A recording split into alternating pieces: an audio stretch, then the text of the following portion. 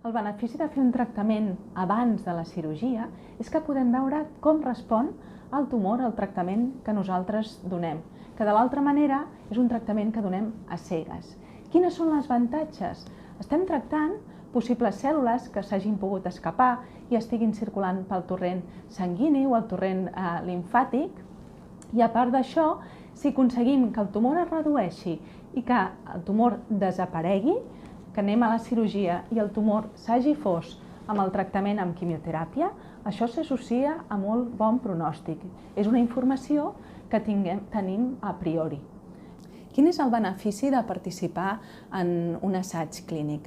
El benefici directe per la pacient és poder-se beneficiar d'un tractament abans que s'aprovi.